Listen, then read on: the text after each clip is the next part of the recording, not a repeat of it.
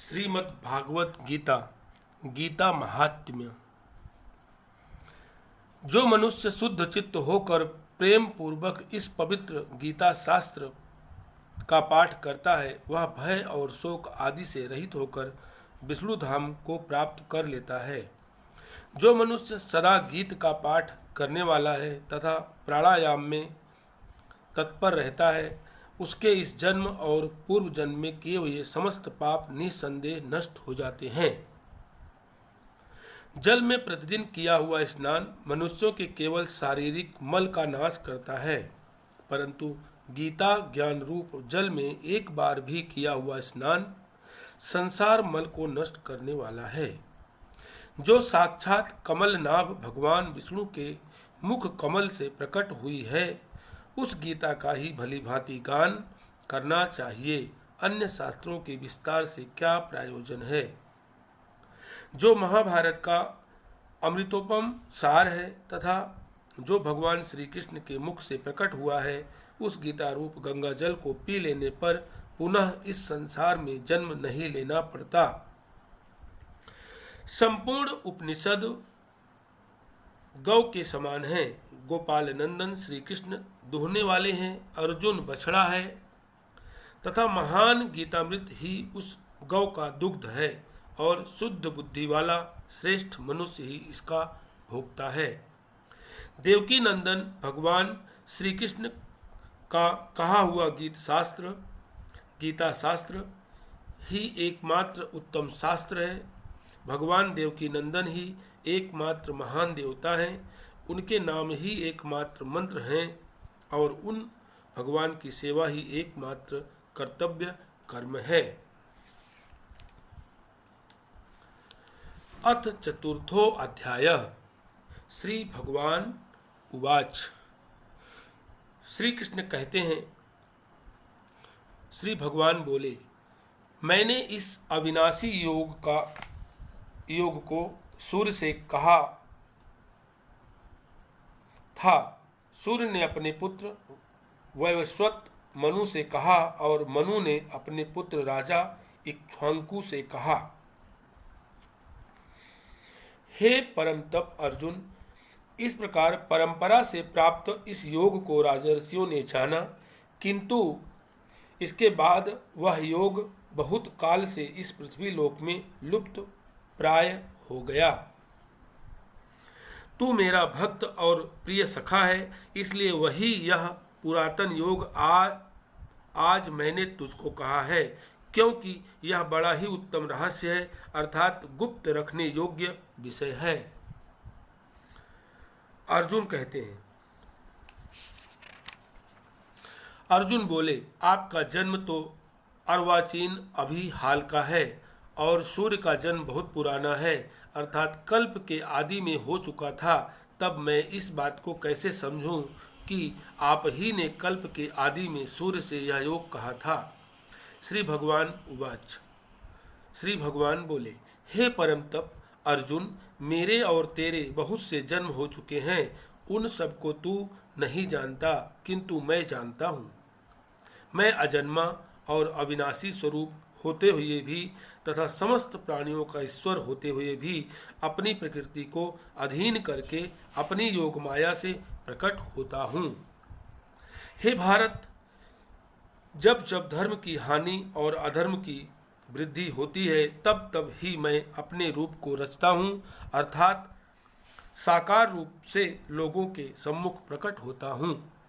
साधु पुरुषों का उद्धार करने के लिए, पाप कर्म करने वालों का विनाश करने के लिए और धर्म की अच्छी तरह से स्थापना करने के लिए मैं युग युग में प्रकट हुआ करता हूँ।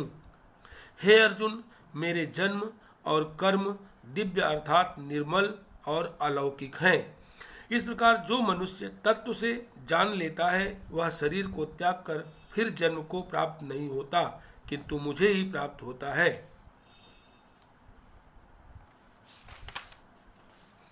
पहले भी जिनके राग, भय और क्रोध सर्वथा नष्ट हो गए थे और जो मुझमें अनन्य प्रेम पूर्वक स्थित रहते थे, ऐसे मेरे आश्रित रहने वाले बहुत से भक्त उपर्युक्त ज्ञान रूप तप से पवित्र होकर मेरे स्वरूप को प्राप्त हो चुके हैं। हे अर्जुन, जो भक्त मुझे जिस प्रकार भजते हैं मैं भी उनको उसी प्रकार भजता हूँ, क्योंकि सभी मनुष्य सब प्रकार से मेरे ही मार्ग का अनुसरण करते हैं। इस मनुष्य लोक में कर्मों के फल को चाहने वाले लोग देवताओं का पूजन किया करते हैं, क्योंकि उनको कर्मों से उत्पन्न होने वाली सिद्धि शीघ्र मिल जाती है। ब्राह्मण, क्षत्रिय, वैश्य और शूद्र, इन 4 वर्गों का समूह गुण और कर्मों के विभाग पूर्वक मेरे द्वारा रचा गया है। इस प्रकार उस सृष्टि रचनादि कर्म का कर्ता होने पर भी मुझ अविनाशी परमेश्वर को तू वास्तव में अकर्ता ही जान। कर्मों के फल में मेरी स्पृहा नहीं है, इसलिए मुझे कर्म लिप्त नहीं करते। इस प्रकार जो मुझे तत्व से जान लेता है वह भी कर्मों से नहीं बंधता। पूर्व काल में मुमुक्षुओं ने भी इस प्रकार जानकर ही कर्म किए हैं, इसलिए तू भी पूर्वजों द्वारा सदा से किए जाने वाले कर्मों को ही कर। कर्म क्या है और अकर्म क्या है, इस प्रकार इसका निर्णय करने में बुद्धिमान पुरुष भी मोहित हो जाते हैं। इसलिए वह कर्म तत्व मैं तुझे भली भांति समझा कर कहूँगा, जिसे जानकर तू अशुभ से अर्थात कर्म बंधन से मुक्त हो जाएगा।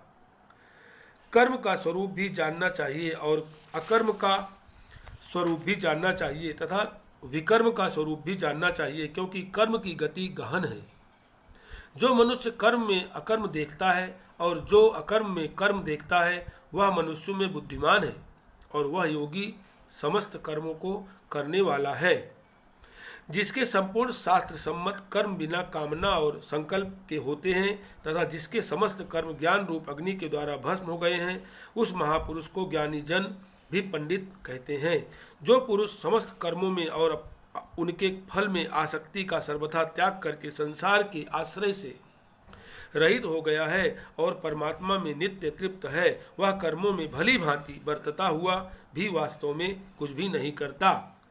जिसका अंतःकरण और इंद्रियों के सहित शरीर जीता हुआ है और जिसने समस्त भोगों की सामग्री का परित्याग कर दिया है, ऐसा आशा रहित पुरुष केवल शरीर संबंधी कर्म करता हुआ भी पापों को नहीं प्राप्त होता। जो बिना इच्छा के अपने आप प्राप्त हुए पदार्थ में सदा संतुष्ट रहता है, जिसमें ईर्षा का सर्वथा अभाव हो गया है, जो हर्ष शोक आदि द्वंद्वों से सर्वथा अतीत हो गया है, ऐसा सिद्धि और असिद्धि में सम रहने वाला कर्मयोगी कर्म करता हुआ भी उनसे नहीं बंधता।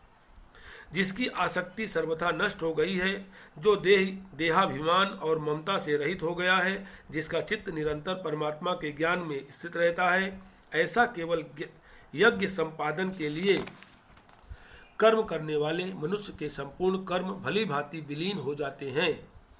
जिस यज्ञ में अर्पण अर्थात श्रुआ आदि भी ब्रह्म है और हवन के लिए जाने योग्य द्रव्य भी ब्रह्म है तथा ब्रह्म रूप कर्ता के द्वारा ब्रह्म रूप अग्नि में आहुति देना रूप क्रिया भी ब्रह्म है, उस ब्रह्म कर्म में स्थित रहने वाले योगी द्वारा प्राप्त किए जाने योग्य फल भी ब्रह्म ही हैं। दूसरे योगी जन देवताओं के पूजन रूप यज्ञ का ही भली भांति अनुष्ठान किया करते हैं और अन्य योगी जन परम ब्रह्म परमात्मा रूप अग्नि में अभेद दर्शन रूप यज्ञ के द्वारा ही आत्म रूप यज्ञ का हवन करते हैं।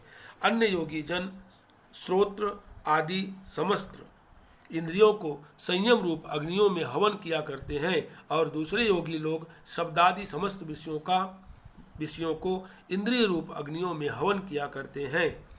दूसरे योगी जन इंद्रियों की संपूर्ण क्रियाओं को और प्राणों की समस्त क्रियाओं को ज्ञान से प्रकाशित आत्म संयम योग रूप अग्नि में हवन किया करते हैं।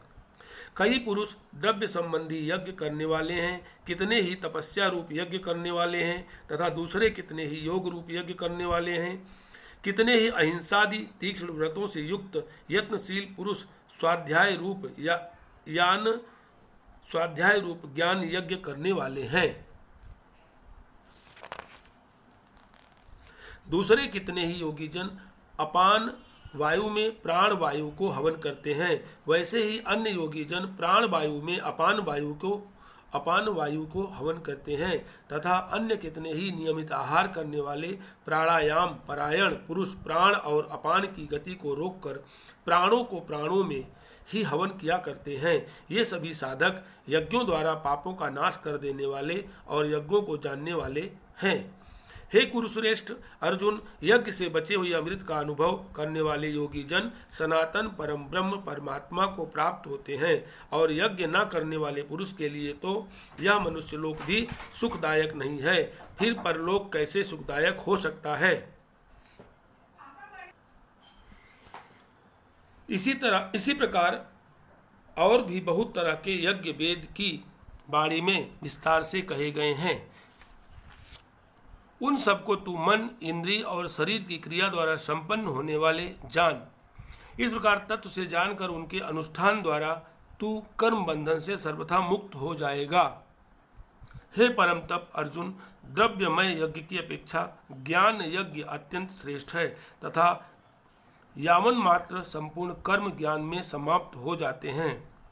उस ज्ञान को तू तत्वदर्शी ज्ञानियों के पास जाकर समझ, उनको भली भांति दंडवत प्रणाम करने से, उनकी सेवा करने से और कपट छोड़कर सरलता पूर्वक प्रश्न करने से वे परमात्मा तत्व को भली भांति जानने वाले ज्ञानी महात्मा तुझे उस तत्व ज्ञान का उपदेश करेंगे, जिसको जानकर फिर तू इस प्रकार मोह को नहीं प्राप्त होगा। तथा हे अर्जुन, जिस ज्ञान के द्वारा तू संपूर्ण भूतों को निशेष भाव से पहले अपने में और पीछे मुझ सच्चिदानंदन नंदघन परमात्मा में देखेगा, यदि तू अन्य सब पापियों से भी अधिक पाप करने वाला है तो भी तू ज्ञान रूप नौका द्वार निसंदेह संपूर्ण पाप समुद्र से भली भांति तर जाएगा। क्योंकि हे अर्जुन, जैसे प्रज्वलित अग्नि ईंधनों को भस्ममय कर देता है, वैसे ही ज्ञान रूप अग्नि संपूर्ण कर्मों को भस्ममय कर देता है। इस संसार में ज्ञान के समान पवित्र करने वाला निसंदेह कुछ भी नहीं है। उस ज्ञान को कितने ही काल में कर्म योग के द्वारा शुद्धांतकरण हुआ मनुष्य अपने आप ही आत्मा में पा लेता है।